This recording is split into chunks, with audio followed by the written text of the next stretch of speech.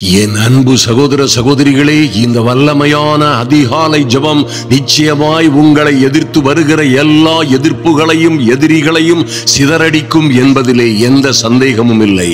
உங்களை எதிர்க்கிறவர்கள் எல்லாம் முள்ளில் உதைக்கிறார்கள் என்பதை நீங்கள் நன்றாய் அறிந்து கொண்டீர்களே. ஆனால் எதற்கும் கவலைப்படாதிருப்பீர்கள், யாரை குறித்தும் பயப்படாதிருப்பீர்கள். நன்றாய் கவனியுங்கள் என் அன்பு சகோதர சகோதரிகளே, உங்களோடு யுத்தம் செய்கிறவர்கள், உங்களுக்கு எதிராய் வருகிறவர்கள் எல்லாம் உங்களை படைத்தவரும் உங்களோடு இருக்கிறவரும் உங்கள் பரம தகப்பனுமாகிய நல்ல கர்த்தரை எதிர்க்கிறார்கள், அவரையே துன்பப்படுத்துகிறார்கள் என்பதிலே எந்த சந்தேகமும் இல்லை. நன்றாய் கவனியுங்கள், உங்களோடு யுத்தம் செய்கிறவர்கள் மத்தியிலே நீங்கள் யுத்தம் செய்கிறவர்களாக காணப்படக்கூடாது. நீங்கள் நின்று கொண்டு உங்களுக்கு கர்த்தர் செய்யும் ரட்சிப்பை பார்க்கிறவர்களாக காணப்பட வேண்டும். ஐயா, கர்த்தரே உங்களுக்காக யுத்தம் பண்ணுவார், நீங்கள் சும்மா இருப்பீர்கள் என்று எழுதப்பட்ட நல்ல வாக்கியங்கள் எல்லாம் உங்கள் வாழ்க்கையிலே நிச்சயமாய் நிறைவேறும் என்பதிலே எந்த சந்தேகமும் இல்லை. நன்றாய் கவனியுங்கள் என் அன்பு சகோதர சகோதரிகள், அநேகர் பல்வேறு உபத்திரவங்கள், பாடுகள், பல்வேறு குழப்பங்கள், துக்கங்களோடு நீங்கள் வாழ்ந்து கொண்டிருக்கலாம். பல்வேறு சவால்கள் உங்களை நெருக்கி கொண்டிருக்கலாம். ஆனாலும் என் அன்பு தேவ பிள்ளைகளே, உங்களோடு யுத்தம் செய்கிறவர்களும் உங்களை துன்பப்படுத்துகிறவர்களும் உங்களுக்கு விரோதமாய் கொக்கரிக்கிறவர்களும் யாருக்கு விரோதமாய் வாயை திறக்கிறார்கள், கரங்களை உயர்த்துகிறார்கள், யாருக்கு விரோதமாய் ஆயுதங்களை எடுக்கிறார்கள் என்பதை நன்றாய் கவனியுங்கள். இங்கே சவுல் என்கிறதான ஒரு மனிதன் பாருங்கள், தேவனுடைய சபையையும் சபையின் பிள்ளைகளையும் விசுவாச பிள்ளைகளையும் அவன் துன்புறுத்துவதற்காக கடந்து வருகிறான். ஐயா, அவன் சபையை துன்புறுத்துவதற்காக, தேவ பிள்ளைகளை துன்புறுத்துவதற்காக கடந்து வந்த ஒரு மனிதன். அவர்களை பிடிக்கவும் அடித்து கட்டி சிறைச்சாலைகளிலே கொண்டு போடுவதும் அவனுடைய வேலையாய் இருக்கிறது. ஆனால் ஒரு நாளிலே அந்த மனிதன் பிரயாணமாய் போய், அப்போஸ்தலர் 9ஆம் அதிகாரம் 3 முதல் வாசித்தீர்களே, ஆனால் அவன் பிரயாணமாய் போய் தமஸ்குவுக்கு சமீபித்த பொழுது சடுதியிலே வானத்தில் இருந்து ஒரு ஒளி அவனை சுற்றி பிரகாசித்தது. என் அன்பு சகோதர சகோதரிகளே, பாருங்கள், தேவ பிள்ளைகளை எதிர்த்து புறப்பட்ட அந்த மனிதரை சுற்றிலும் வானத்தில் இருந்து சடுதியிலே திடீரென்று ஒரு ஒளி அவனை சுற்றி பிரகாசித்தது. என்ன நடந்தது அப்பொழுது என்று கேட்டீர்களே, ஆனால் அவன் தரையிலே விழுந்தான் என்று வேதத்திலே பார்க்கிறோம். தரையிலே விழுந்தான். அப்பொழுது கர்த்தருடைய வார்த்தை வருகிறது, சவுலே சவுலே, நீ என்னை ஏன் துன்பப்படுத்துகிறாய் என்று தன்னுடனே சொல்லுகிற ஒரு சத்தத்தை கேட்கிறான். என் அன்பு சகோதர சகோதரிகள், நிச்சயமாய் ஒரு காரியத்தை நன்றாய் அறிந்து கொள்ள வேண்டும். என் அன்பு தேவ பிள்ளைகளே, இந்த மனிதன் கர்த்தரையா துன்பப்படுத்தினான்? நன்றாய் கவனியுங்கள். இவன் தேவ ஜனங்களுக்கு, உங்களையும் என்னையும் போன்ற தேவ பிள்ளைகளுக்கு விரோதமாய் கொக்கரித்து வந்த மனிதன். பாருங்கள், 5ஆம் வசனத்திலே கர்த்தர் சொல்லுகிறார், அந்த மனிதன் சொல்றான், அதற்கு ஆண்டவரே நீர் யார் என்றான். ஓ glory! என்னையா, இத்தனை ஒரு பெரிய பேரொளி என்னை சுற்றிலும் பிரகாசித்தது, நான் நிற்க முடியாதவனாய் இருக்க முடியாதவனாய் தரையிலே விழுந்து விட்டேன். ஓ, என்ன நடக்கிறது? நீர் யார் ஆண்டவரே? This is supernatural. இந்த அட்டாக், இந்த பவர் எங்கிருந்து வந்தது என்று அவன், ஆண்டவரே நீர் யார் என்று கேட்கிறான். கர்த்தர் சொல்ற ஒரு அற்புதமான காரியத்தை பாருங்கள் அருமையான தேவ பிள்ளைகளே. உங்களை அநேகர் உங்களை கொடுமைப்படுத்தவும் துன்பப்படுத்தவும், உங்களுக்கு விரோதமாய் கையசைக்கவும், உங்களுக்கு விரோதமாய் ஆயுதங்களை உருவாக்கவும், உங்களுக்கு விரோதமாய் கூட்டம் கூடுகிறவர்களாகவும் இருக்கலாம். ஆனால் கர்த்தர் சொல்லுகிறார், யாருன்னு கேட்கிற? நீ துன்பப்படுத்துகிற இயேசு நானே. ஹல்லேலூயா! என் அன்பு சகோதர சகோதரிகளை, கர்த்தர் சொல்லுகிறார், நீ துன்பப்படுத்துகிற, நீ என் பிள்ளைகளை துன்பப்படுத்துகிறதா நினைக்கிறாயா? என் பிள்ளைகளை, என் சகோதர சகோதரிகளை, என்னை நேசிக்கிறவர்களை, என்னை பின்பற்றுகிறவர்களை, என்னை ஏற்றுக்கொண்டு என் பிள்ளைகளாய் மாறினவர்களை, பரிசுத்த ஆவியினால் நடத்தப்படுகிற என்னுடைய சொந்த ஜனமாய் இருக்கிறவர்களை துன்பப்படுத்துகிறாயா? நீ துன்பப்படுத்துகிற இயேசு, நீ என்னையே துன்பப்படுத்துகிறாய். நீ துன்பப்படுத்துகிற இயேசு நானே. முள்ளில் உதைக்கிறது உனக்கு கடினமாம். ஹல்லேலூயா! அன்பு தேவ பிள்ளைகளே, உங்களை யார் யார் துன்பப்படுத்தினாலும், யார் யார் கேவலமாக பேசினாலும் அவர்கள் முள்ளிலே உதைக்கிறார்கள். அவர்கள் நம்மை படைத்தவரும் நம்மோடு இருக்கிறவர் ஆண்டவரும் நமக்கு பிரியமான நம்முடைய மணாளனும் தேவனும் நம்முடைய பிதாவுமாய் இருக்கிறவரை துன்பப்படுத்துகிறார்கள், அவரோடே யுத்தம் செய்கிறார்கள் என்பதை ஒரு நாளும் மறந்து விடாதிருங்கள். அவர்கள் ஒரு நாளும் ஜெயிக்க போவதில்லை. ஹல்லேலூயா.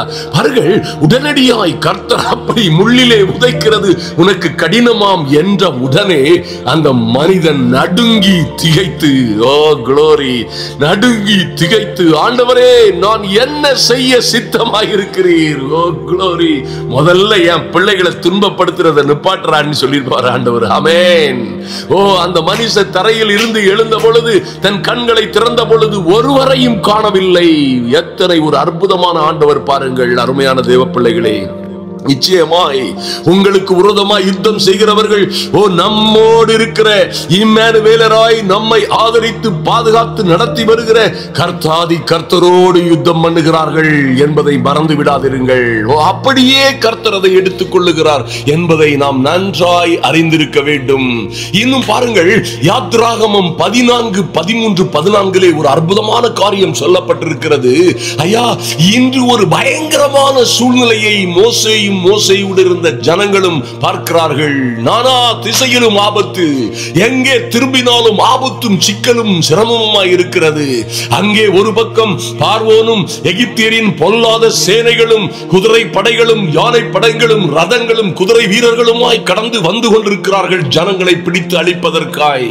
இன்னொரு பக்கம் பார்த்தால் தப்பிச் செல்லவே, எங்கும் தப்பிச் செல்லவே முடியாதபடிக்கு செங்கடல் அவர்களை வளைத்துக் கொண்டிருக்கிறது. நானா பக்கத்திலும் பிரச்சனையும் ஆபத்தும் நிறைந்து கொண்டிருக்கிற நேரத்திலே கர்த்தர் பாருங்க இப்படியாய் சொல்லி மோசே ஜனங்களை பார்த்து சொல்லுகிறார், பயப்படாதிருங்கள். ஓ மைட்டி காட், நீங்கள் நின்று கொண்டு, நீங்கள் நின்ற நிலையிலே நின்று கொண்டு, நீங்கள் அமர்ந்திருந்து இன்றைக்கு கர்த்தர் உங்களுக்கு செய்யும் ரட்சிப்பை பாருங்கள். ஹல்லேலூயா. எத்தனை கொடுமையான சூழ்நிலைகளிலே கர்த்தர் உங்களுக்கு செய்யும் ரட்சிப்பை பாருங்கள் என்று தேவ மனிதர் சொல்லுகிறான். இன்னும் அதோடு நிறுத்தவில்லை. இன்றைக்கு நீங்கள் காண்கிற எகிப்தியரை இனி என்றைக்கும் காண மாட்டீர்கள். ஹல்லேலூயா. ஓ, கர்த்தர் உங்களுக்காக யுத்தம் பண்ணுவார், நீங்களோ சும்மா இருப்பீர்கள். ஓ க்ளோரி.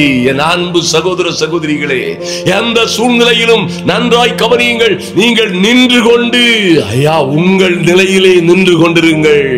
இந்த அதிகாலை ஜபத்தை, இந்த அதிகாலை ஜப வேளையிலே வந்திருக்கிற என் அன்பு சகோதர சகோதரிகளே, தேவ சமூகத்திலே நில்லுங்கள்.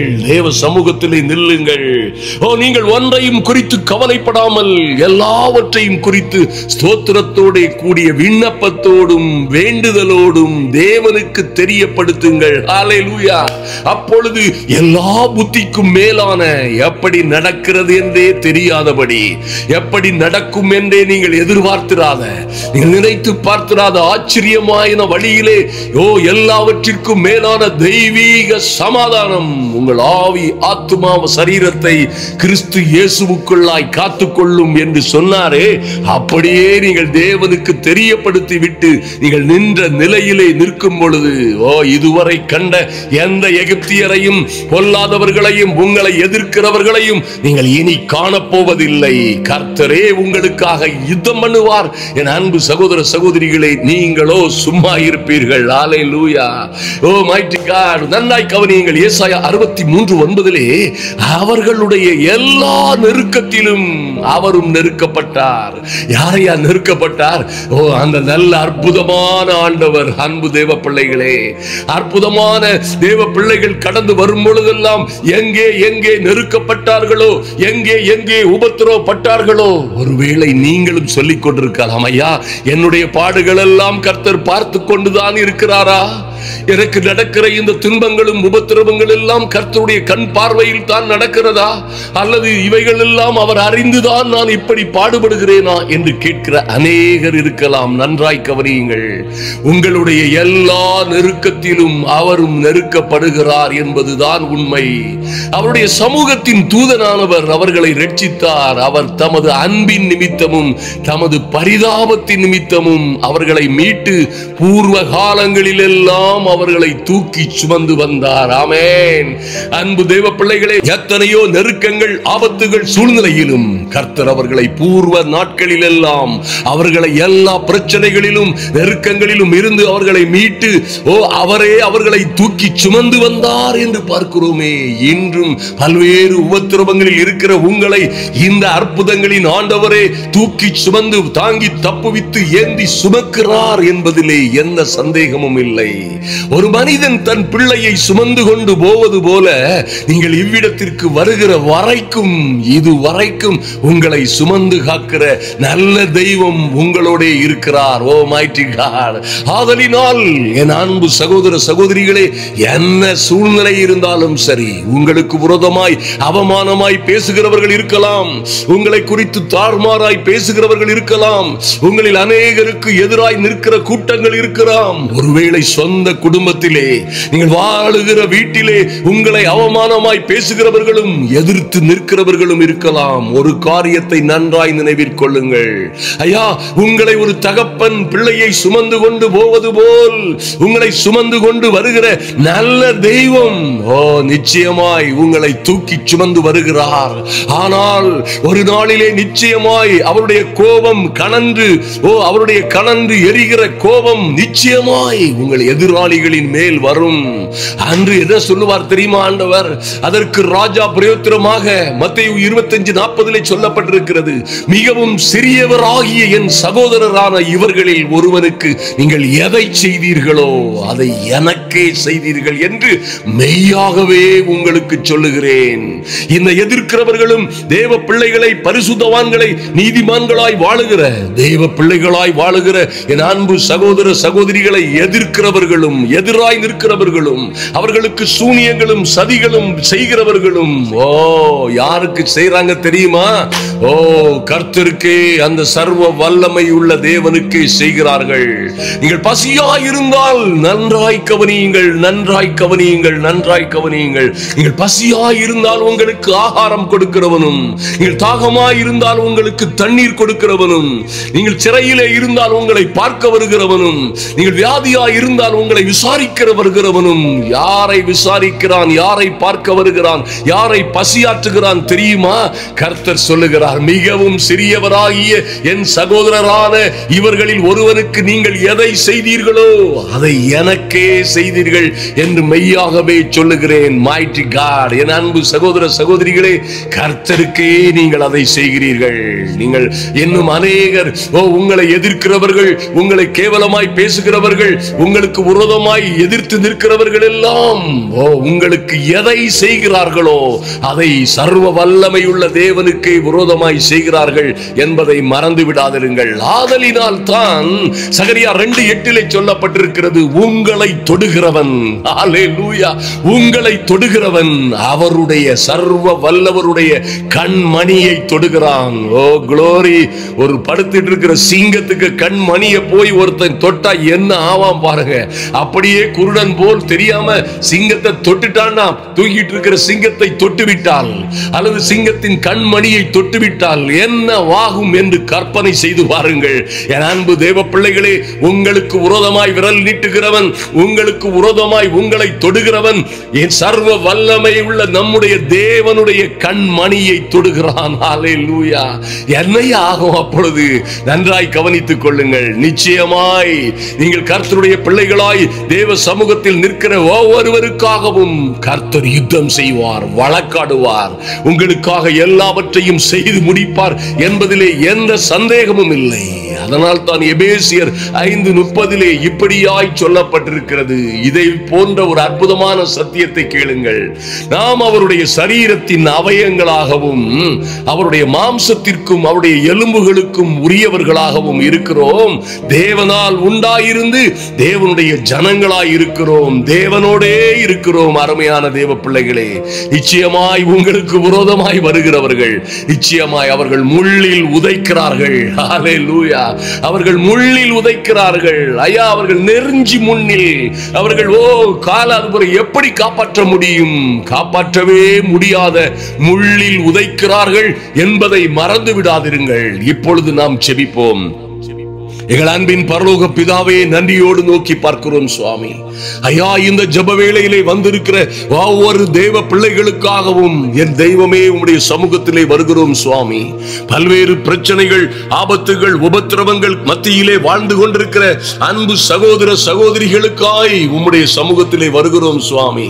எல்லா அந்தகார வல்லமைகளும், எல்லா பிசாசின் கூட்டங்களும் எங்கே எங்கே இவர்களுக்கு விரோதமாய் சதிகளும் சற்பனைகளும் சூனியங்களும் செய்யப்படுகிறதோ, எல்லா சூனியங்களுக்கும் சதிகளுக்கும் எல்லா பிசாசின் தந்திரங்களுக்கும் விரோதமாய் எங்கள் இயேசு கிறிஸ்துவின் வல்லமையுள்ள நாமத்தினாலே நிற்கிறோம்.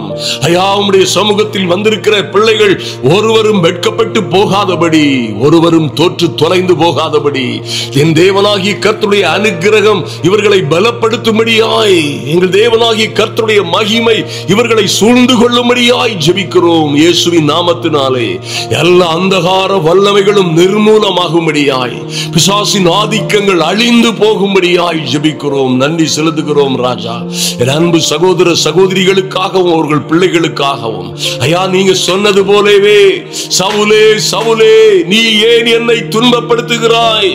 நீ துன்பப்படுத்துகிற இயேசு நானே, முள்ளில் உதைக்கிறது உனக்கு கடினமாம் என்று தேவ பிள்ளைகளுக்கு விரோதமாய் வந்த அந்த சவுலுக்கு விரோதமாய் தேவன் வானத்தில் இருந்து சடுதியிலே ஒரு ஒளி தோன்ற பிரகாசிக்க பண்ணினது போலவே என் தேவனாகிய கர்த்தர் உம்முடைய பிள்ளைகளை பாதுகாக்கும்படியாய் ஐயா, இவர்களுக்கு விரோதமாய் இருக்கிற எல்லா வம்புகள் வழக்குகள், இவர்களுக்கு விரோதமாய் இருக்கிற எல்லா யுத்தங்கள், யுத்தகரமான யோசனைகள் எல்லாவற்றிற்கும் விரோதமாய், எல்லாவற்றிற்கும் எதிராய் யுத்தம் செய்கிறவராய் என் தேவனாகிய கர்த்தருடைய அனுக்கிரகம் இறங்கி வரும்படியாய் ஜெபிக்கிறோம். நன்றி செலுத்துகிறோம் ராஜா.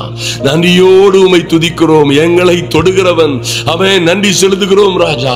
ஓ லார்ட், எங்களை உங்களை தொடுகிறவன் என் கண்மணியை தொடுகிறான் என்று சொல்லி எங்களை உள்ளம் கைகளிலே வரைந்து வைத்திருக்கிறவரும் எங்களை விசாரிக்கிறவருமாகிய நல்ல தெய்வமே, நன்றியோடு உம்மை துதிக்கிறோம் அப்பா. உம்முடைய பிள்ளைகள் ஐயா, மிகவும் சிறியவராகிய எங்களில் ஒருவனுக்கும் ஒவ்வொருவருக்கும் இவர்கள் எதை எதை செய்தார்களோ அதை உமக்கே செய்ததாய் கணக்கிலே வைத்துக் கொண்டு நியாய தீர்ப்பு செய்கிற எங்கள் நல்ல தெய்வம், எங்களுக்காய் நீர் வழக்காடும்படியாய், எங்கே எங்கே உம்முடைய பிள்ளைகள் சோர்ந்து போய் இருக்கிறார்களோ, எங்கே எங்கே உபத்திரவங்களிலும் பாடுகளிலும் நின்று கொண்டிருக்கிறார்களோ, எங்கே எங்கே அடுத்த கட்டத்திற்கு போக முடியாதபடி பல்வேறு சக்திகளால் பின்னி பிடையப்பட்டு கட்டப்பட்டு பல்வேறு கட்டுகளோடு நின்று கொண்டிருக்கிறார்களோ, என் தேவனாகிய கர்த்தர் அங்கே இருந்து இவர்களை மீட்கும்படியாய் ஒரு தேவ அனுக்கிரகம், தெய்வீக அனுக்கிரகமும் கிருபையும் சமாதானமும் கடந்து வரும்படியாய் என் அன்பு சகோதர சகோதரிகளையும் பிள்ளைகளையும் ஐயா, ஒரு மனிதன் தன் பிள்ளையை சுமந்து கொண்டு போவது போல் ஓ லார்ட், நீ சுமந்து கொண்டு வருகிறவர் என்று நாங்கள் வாசிக்கிறோமே, அப்படியே இவர்களும் இவர்கள் பிள்ளைகளுமாய் நடந்து போகிற எல்லா வழிகளிலும் எங்கள் தேவனாகிய கர்த்தரே சுமந்து ஐயா, பறந்து காக்கிற பட்சியை போல் சுமந்து பாதுகாக்கும்படியாய், தாங்கி தப்புவித்து ஏந்தி சுமக்கும்படியாய் உம்முடைய கரத்திலே ஒப்புக் கொடுக்கிறோம் சுவாமி. எல்லா அந்தகார வல்லமைகளும் இதோடு நிர்மூலமாய் போவதாக என் தேவனாகிய கர்த்தர் நன்றி செலுத்துகிறோம் ராஜா.